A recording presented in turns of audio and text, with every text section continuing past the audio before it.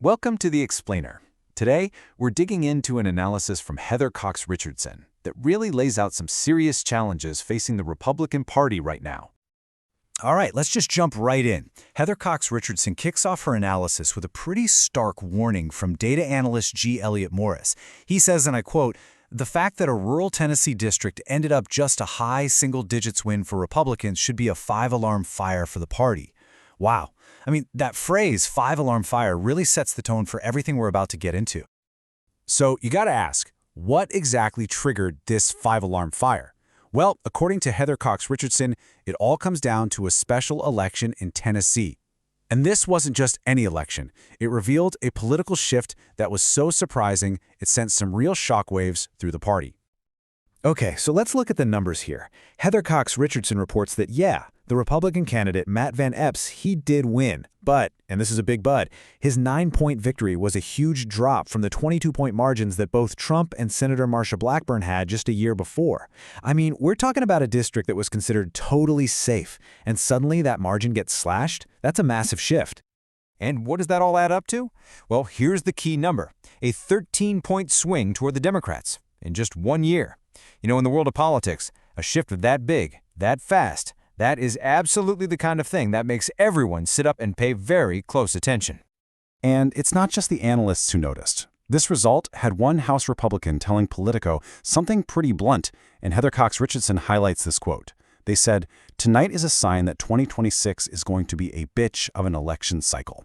Yikes. And according to Richardson's analysis, that kind of sentiment, it's spreading pretty fast. So what does this one election mean for the big picture? Well, Heather Cox Richardson points back to G. Elliott Morris's analysis, and his projection is pretty stunning. He thinks if this trend holds, it could translate to a 7 to 8-point national swing toward the Democrats. And let me tell you, a swing that large, that's more than enough to potentially flip the House and put the Senate right in play. Okay, so what is driving all this? What's behind this potential shift in the political winds?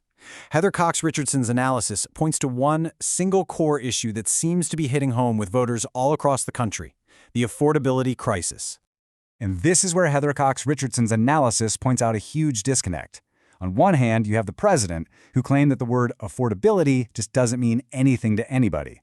But on the other hand, she notes, for most Americans, it's a central daily frustration. People are really feeling the squeeze from the rising costs of, well, pretty much everything. But what's really interesting here is how affordability is being defined. According to Richardson's source, G. Elliott Morris, it's not just about, the price of gas or groceries going up. It's much deeper than that. It's this growing frustration with a stagnant economy, a sense that the whole system feels kind of unfair, this feeling of being stuck, and that the classic American dream is just slipping out of reach. And Heather Cox Richardson points out that this economic anxiety isn't just a feeling, it's backed up by some hard data. She brings up a recent report from ADP that showed a pretty surprising loss of 32,000 private sector jobs just last month. And get this, most of those losses came from small businesses, which are so often seen as the engine of the economy. That's a worrying sign for sure. All right, so let's shift gears a bit and look at a specific policy battle where this whole affordability crisis is really coming to a head, and that's the big standoff over healthcare. So, here's the deal. Heather Cox Richardson really breaks this down. A failure to extend key tax credits for the Affordable Care Act means that more than 2 million people could lose their health insurance. Just like that. And when you look at public opinion on this, it seems pretty crystal clear. Heather Cox Richardson analysis notes that about 75% of Americans, that's a huge majority, want these credits extended. They want to keep their healthcare costs from skyrocketing. And yet, Heather Cox Richardson reports that the president himself has come out and said he wants to let them expire completely. He reportedly told journalists he'd, quote, rather not extend them at all. So you've got this huge clash between public opinion and the administration's stance. So, as you can probably guess, this high-stakes standoff is doing more than just affecting policy. It's actually widening the cracks that are already there inside the Republican Party. It's becoming a huge strategic headache for them, especially with the midterms on the horizon. And Heather Cox Richardson really lays out this clear strategic split inside the party. On one side, you've got Republicans who are in really competitive, vulnerable districts. They're urging for at least a temporary extension to keep costs down before they have to face voters. But then on the other side, you've got Republicans in super safe districts. They actually want the credits to expire. Their gamble is that the chaos and anger from that will finally give them the political capital they need to repeal the entire ACA. And it's not just about healthcare strategy. Richardson's analysis also dives into this growing frustration with Speaker Mike Johnson's leadership. Apparently, a lot of House members are angry that he seems to be prioritizing the president's demands over their own legislative interests. And what's the result? They feel like they have almost nothing to show their voters back home except for that one controversial budget bill, which, by the way, is the same bill that let those healthcare credits expire in the first place. Okay, so on top of all the policy fights and the internal drama, Heather Cox Richardson reports on two other developing situations that are just adding more fuel to the fire, creating even more turmoil for the GOP. First up, there's a really controversial subpoena for former special counsel Jack Smith.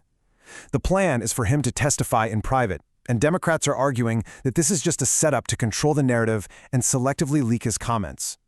Then, the second issue, as Heather Cox Richardson reports, involves the Epstein files. You've got a bipartisan group of lawmakers who are raising serious questions about how the Attorney General is handling them, even suggesting it might be a political move to shield the president.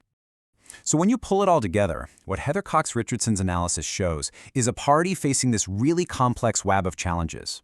You've got electoral warning signs from Tennessee, you've got this deep voter anxiety over affordability, and you have these major internal splits on both policy and leadership. It really all comes back to that initial warning, doesn't it? A potential 5-alarm fire leaving this huge lingering question. What is the unified path forward for the GOP?